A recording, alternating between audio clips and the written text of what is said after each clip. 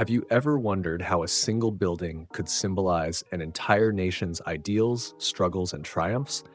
The U.S. Capitol building isn't just the seat of Congress, it's a monument to democracy, resilience, and the American spirit. Today, I'll take you on a fascinating journey through time to uncover the story of this iconic structure.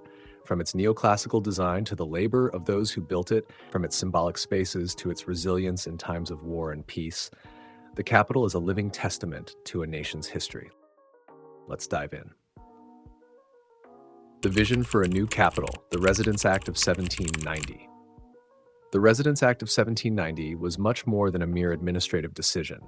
It reflected intense political negotiations, symbolizing the compromises necessary to hold together a nation divided by geography, economy, and ideology. Choosing a location along the Potomac River allowed for a neutral ground, not dominated by northern industrial interests or southern plantation culture. President George Washington's role in selecting the site was critical. He chose Jenkins Hill, a gently sloping rise with a commanding view of the Potomac. Washington, a visionary with a deep sense of symbolism, saw this hill as the perfect stage for the government's physical embodiment. Jenkins Hill, described by Pierre Charles L'Enfant, the city's planner, as a pedestal waiting for a monument, would become Capitol Hill. The design competition and neoclassical vision. The competition for the Capitol's design was a bold initiative for a young nation. It wasn't just about erecting a building, it was about defining an architectural language that would embody the principles of democracy, freedom, and permanence. Dr. William Thornton, whose background included medicine, invention, and art, submitted his design late, but captivated everyone with its grandeur. Thornton's vision was heavily inspired by the neoclassical style of European architecture, particularly the works of Andrea Palladio and the ancient Roman Pantheon. This style conveyed strength, order, and timelessness, all qualities the young republic sought to project to its citizens and the world. Thornton envisioned a central rotunda capped by a dome, symbolizing unity, flanked by two legislative wings to house the Senate and House of Representatives. These elements weren't merely functional, they were deeply symbolic. The dome, visible from miles away, would represent the heavens and the aspirations of the nation. The symmetrical wings would embody balance, equality, and the division of power. The Cornerstone Ceremony of 1793. On September 18, 1793, the cornerstone of the Capitol was laid in a ceremony steeped in symbolism. President George Washington donned traditional Masonic regalia, a satin sash and apron, to lead the event. The cornerstone, cut from Aquia Creek sandstone, was placed with the help of Freemasons, reflecting Washington's belief in the ideals of fraternity, equality, and enlightenment. Corn, wine, and oil were poured over the cornerstone as part of the ceremony, symbolizing prosperity, joy, and peace. This event wasn't just about laying the foundation of a building. It was about establishing a physical and moral cornerstone for the nation's governance. Early challenges: labor, politics, and war. The Capitol's construction quickly became a microcosm of the young nation's struggles. Funding was tight, and Congress often debated whether such a grand structure was even necessary. The estimated cost of $133,000 quickly escalated, and the project faced delays due to limited skilled labor. Enslaved African Americans played an indispensable yet often overlooked role in the Capitol's construction.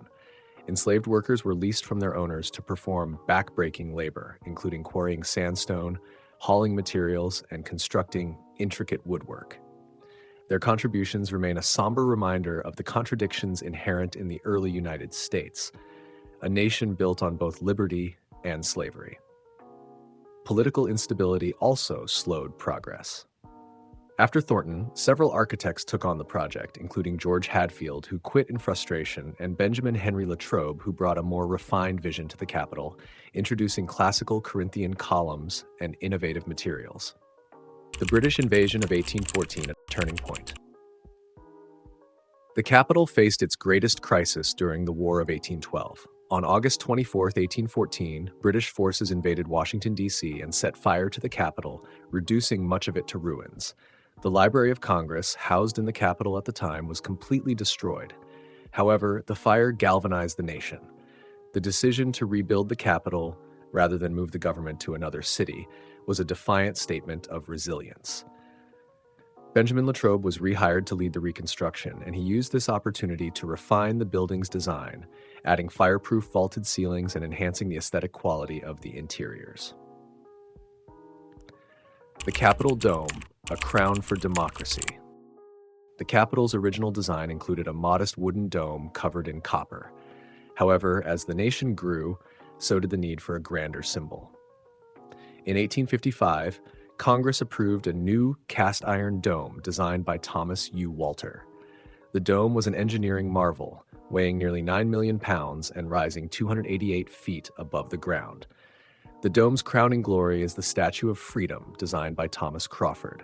The bronze statue, standing 19 feet tall, depicts a female figure wearing a classical helmet adorned with stars, holding a shield and a sheathed sword.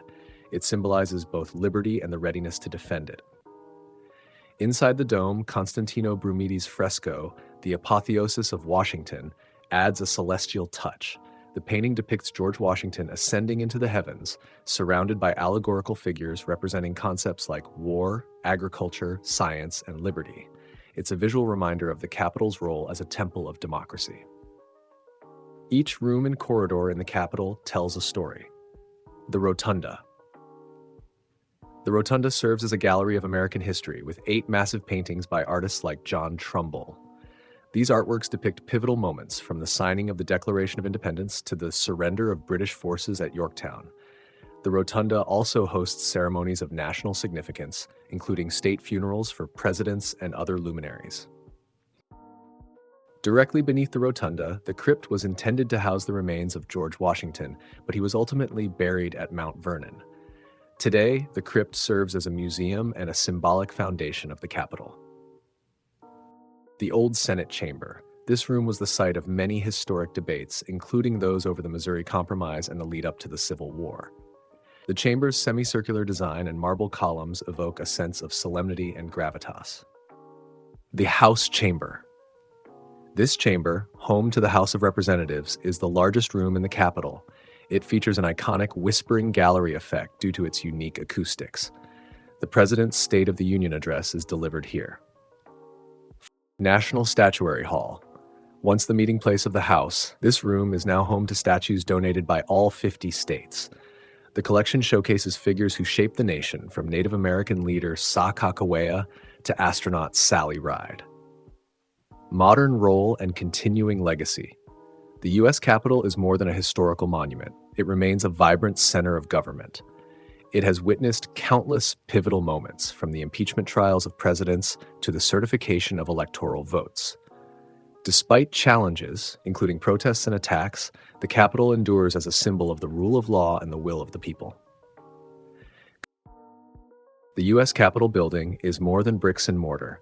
It's a living symbol of democracy, resilience, and hope. From its neoclassical columns to its cast-iron dome, it tells the story of a nation striving for a more perfect union. I hope you've enjoyed this deep dive into its history and significance. If you learned something new today, be sure to like, share, and subscribe for more. And don't forget to let me know your favorite part of this story in the comments below.